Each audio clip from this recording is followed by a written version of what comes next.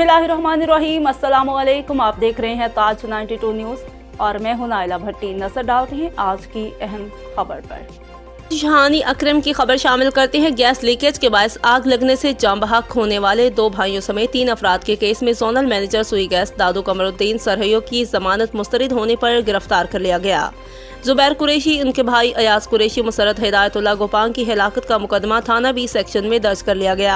सोई southern gas company दादू के in charge Kamruddin सरहैयों और इंचार्ज जुल्फ़िकार कुरैशी की मुद्दत में मुकदमा दर्ज कर लिया गया।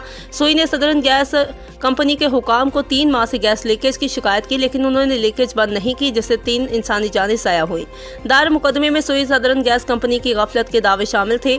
नवाही इलाके कलंदराबाद में 1 माह कबल गैस लीकेज के बाद एक कमरे में आग भड़क उठी थी और कमरे में मौजूद 2 भाई और उनके कजन झुलसकर जान बहक हो गए थे। मुकदमा दर्ज होने के बाद मुलजिमान ने मज़कूरा जोनल मैनेजर दादू की अदालत में दरख्वास्त दायर की। अदालत ने दरख्वास्त जमानत मुस्तरद कर दी। अदालत की जानिब से जमानत मुस्तरद होने पर मुलजिमान रूपोश हो गए। अदालती वक्त खत्म होने के बाद मुलजिमान ने फरार होने की कोशिश की।